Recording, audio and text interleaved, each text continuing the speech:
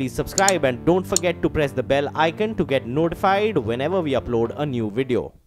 A 5% cess on the super rich, a simpler GST regime, higher spending on education and healthcare, stricter oversight of PSU banks, and a promise to win back the economic freedom for India's entrepreneurs. The Congress Party's draft economic resolution at the end of its 84th plenary is certainly long on intent. While the party has launched a scathing attack on the Modi government's handling of the economy, it is stopped short of giving details on how it would like to get India back on the high growth path. To help us understand the Congress's prescription for growth, joining me now is the chairman of the Data Analytics Department of the Congress Party, Praveen Chakravarty. Praveen, appreciate you joining us here on CNBC TV18. You know, there's a lot that you have spoken of in the resolution on economic situation in India. It's several pages, from GST to the paralyzed banking sector to agriculture and job creation. If I could start by asking you about specifics on each one of those heads, and let me start by asking you about the GST and what the Congress Party proposes.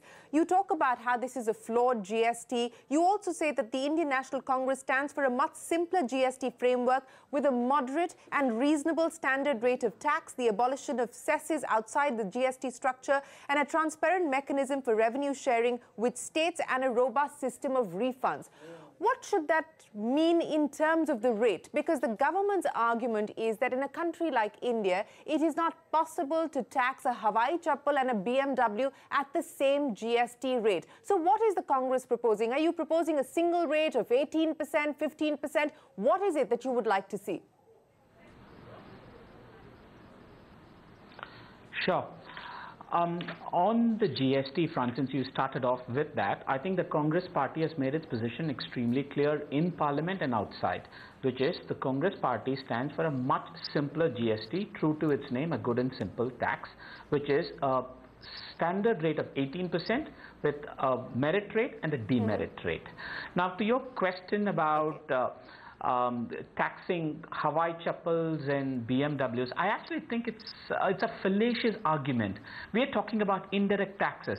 Indirect taxes hurt the poor much more than the rich. Indirect taxes are inherently regressive, as any economist would tell you. So it is even more prudent to keep an indirect tax such as GST lower and have progressive direct taxes varying to the size and scale of incomes. So I think the argument about Hawaii chappal and BMW is just fallacious. Okay, you're saying that that argument is fallacious, but then how will you sell the fact and the idea that you will have an 18% tax rate on things which are currently being taxed at 12%, things that are currently being taxed at 5%? How are you going to be able to sell that?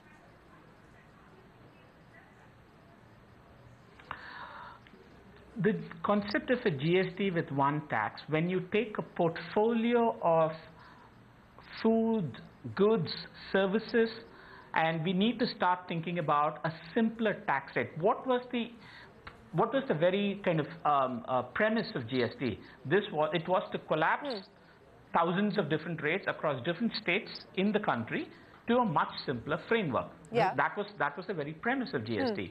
So when we step out to do that, we surely had thought about this question even back then, because the premise of GST was to collapse a lots of tax rates into a few tax rates. So sure, there would be some that would now attract a higher tax rate, and there would be a large number of goods and services and food items that would perhaps attract a lower tax rate. And I think that as a concept is very well understood by most people.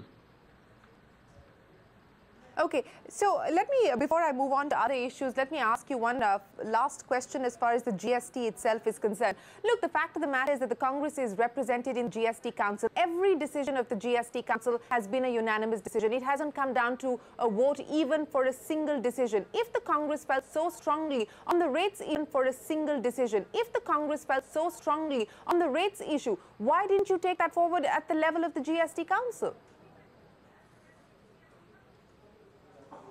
I think you should go back and look at all the parliamentary debates and all the arguments put forward by the Congress Party. The Congress Party was very clear, and not just the Congress Party. Let us remember the government's own chief economic advisor actually called for a 15 to 16% rate. So it was not just the Congress Party's position. It is also true that world over, GST is about a few tax slabs. So I think it's not right to say that the Congress Party did not make its position very clear. If there is majoritarianism at play in the houses within Parliament. Sure. No, but I'm talking about the GST Council, where the Congress Party is represented by state finance ministers, and there every decision has been a unanimous decision. But, you know, I don't want to spend too much time on that, because this is what we're dealing with at this point in time, and it's a fact. So let me move on to talk about the other critical issue. And you, under your heading, you call it the paralyzed banking sector, and you talk about how, because of the unwarranted criticism of telecom, coal and power sector policies of the UPA government, we are in the predicament that we are in today. But if I could talk about the road ahead, what is it that the Congress Party envisages when it comes to public sector banks? Are you at all looking at the possibility of bringing down government ownership below 51%? Are you looking at the possibility of consolidation, which is what this government talked about, hasn't gone through with the exception of State Bank of India? What is the prescription as far as the public sector banks are concerned?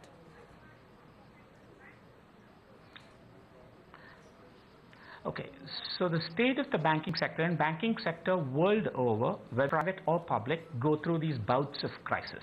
Okay, it's not unique. Economic history will tell you that for time immemorial, the financial services sector or the banking sector has gone through such bouts. So I think we have to separate the arguments of banking crisis and public versus private sector banks. I think it's a little misleading to conflate the two. The fact of the matter is that this crisis has been festering for some time. This was no secret that this required immediate attention.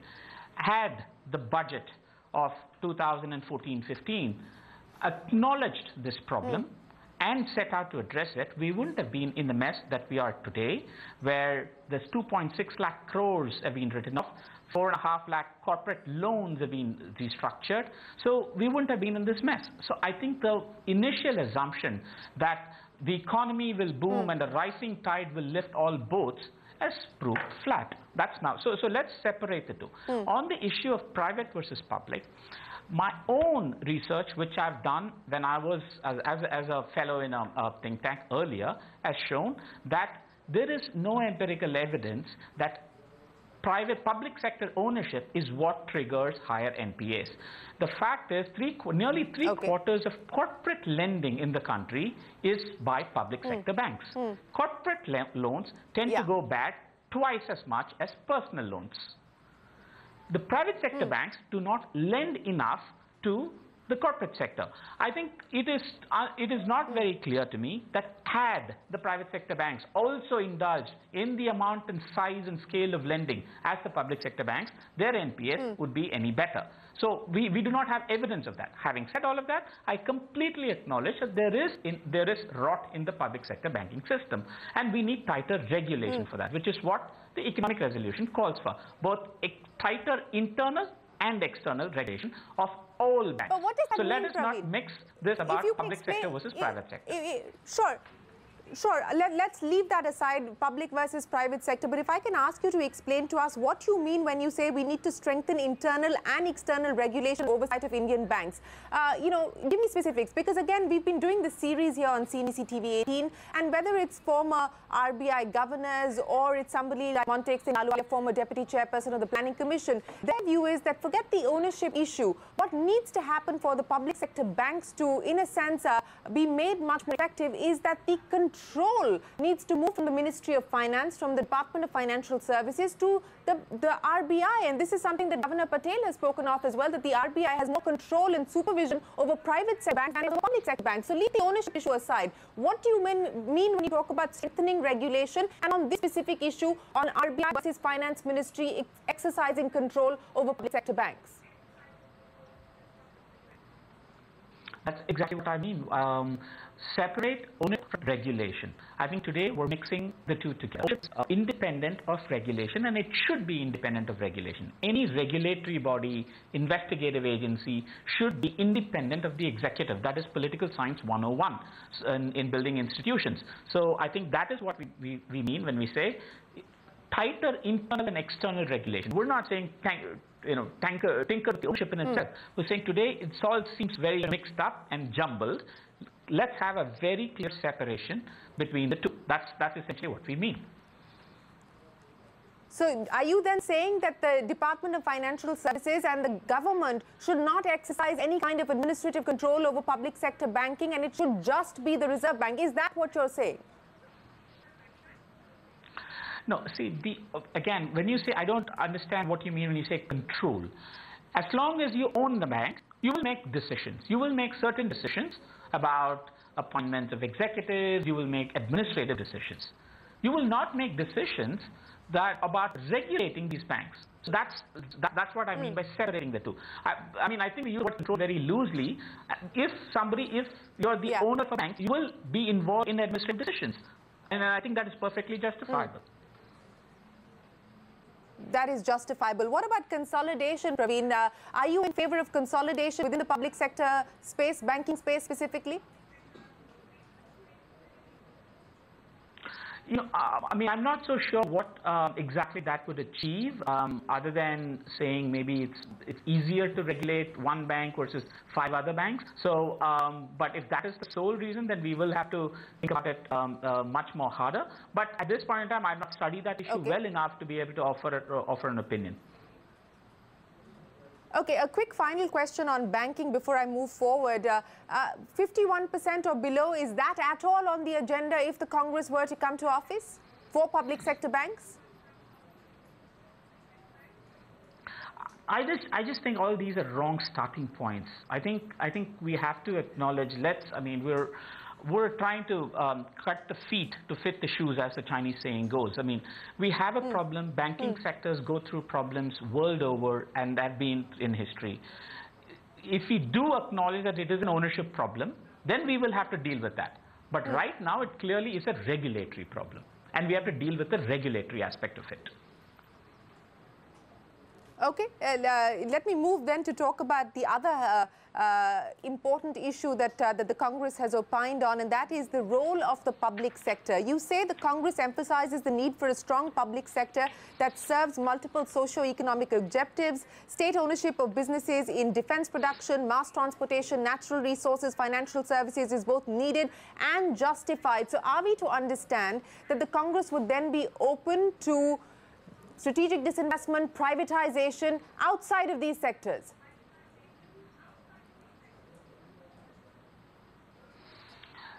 Sure. Before I answer that, I do want to make this point clear. This is a resolution adopted at the Congress plenary. This is not a manifesto.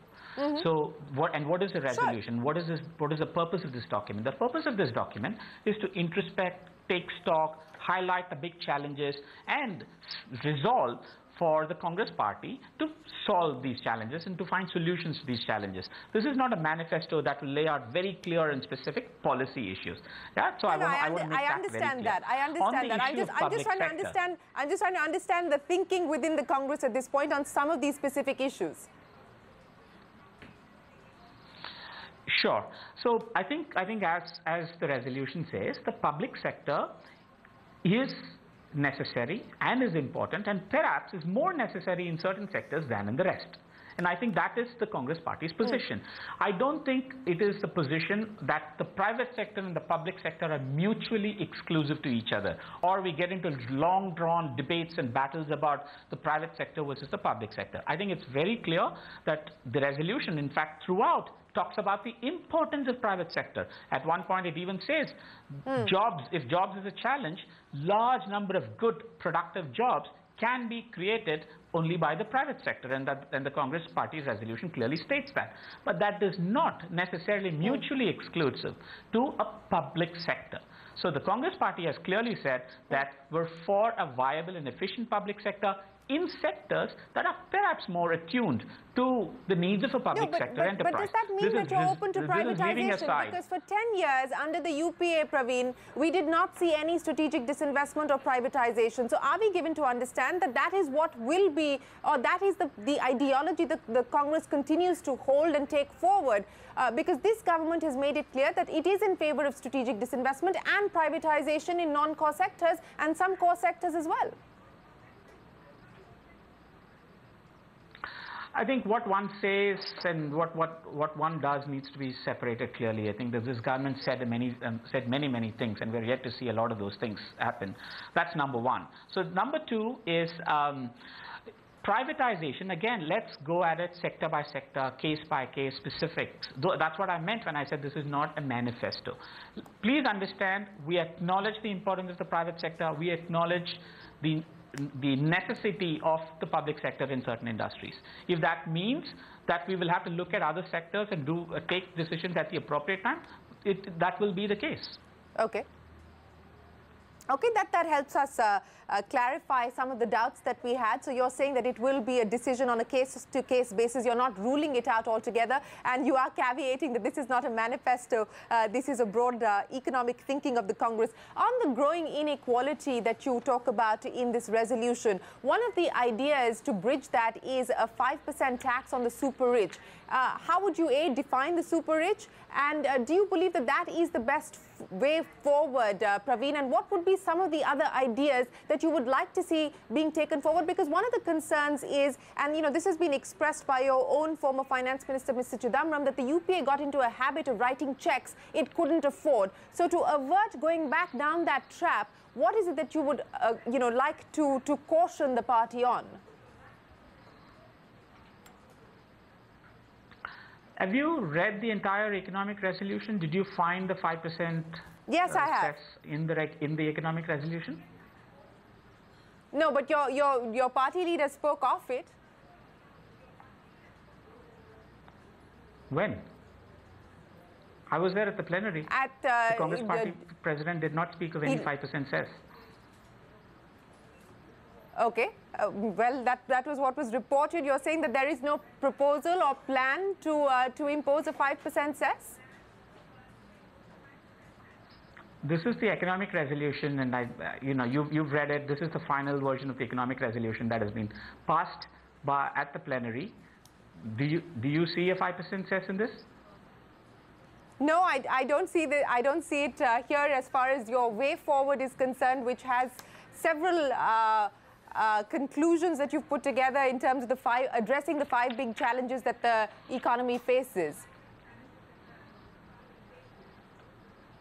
Yeah.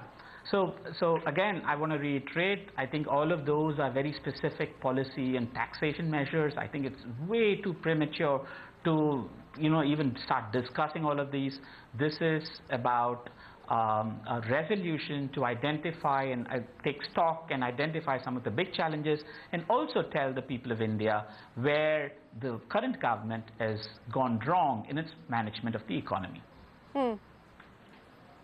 I want to talk about, before we wrap, Praveen, on agriculture, because we're in the midst of the Niti Aayog working with state governments, trying to design a new formula as far as the MSP is concerned. You spend a lot of time in the resolution talking about the agriculture distress that the country is faced with.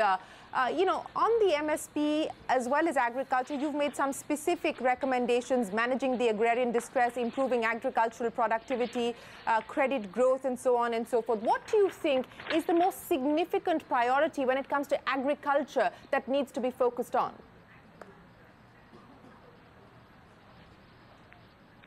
Listen, I think the broader farm to non-farm transition that the Indian economy will witness over the next decades is a significant challenge. And I think the Congress party absolutely and clearly acknowledges this challenge, and it is going to be a fairly complex one to manage, and I think that is very, very clear. Now, in terms of the current agrarian distress, I think it's fair to say that the terms of trade in agriculture have shifted adversely against the farmer. Now, there could be various reasons for that, but this is, in some sense, good incomes for the farmers, keeping low food prices, and keeping a fiscal deficit in check is what many economists have called stress. I think it's fair to say that the terms of trade in agriculture have shifted adversely against the farmer. Now, there could be various reasons for that, but this is, in some sense, good incomes for the farmers, keeping low food prices, and keeping a fiscal deficit in check is what many economists have called the impossible trinity. And I think that is going to be the challenge, and we acknowledge that. But having said that, when there is visible distress, and it is visible, real incomes for farmers have been stagnant, have been zero. Let me give you an example. Yes. Let me give you the other side.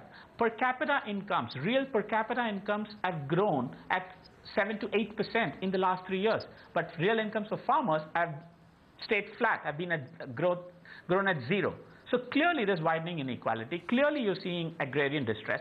In that context, there clearly, surely needs more should have been done by now. I mean, at this very last 50%, cost plus 50% MSPs without defining what is cost, is just added to more confusion than to even acknowledge and solve the problem of agrarian distress. All right, Praveen, we will have to leave it there. Appreciate you joining us here to take us through the resolution on the economic situation that the Congress Party has put together at the end of its plenary. We appreciate your time, and we hope to keep in touch with you and get you back on the program as you work out more of the fine print on some of the issues that we talked about here this afternoon. Thanks very much for joining us here on CNBC TV18. Praveen Chakravarty, the chairman of the Congress Party's Data Analytics Cell. With that, it is time for us to wrap up this special discussion. Thanks very much for watching. Don't go anywhere. We'll be back with more. Stay tuned.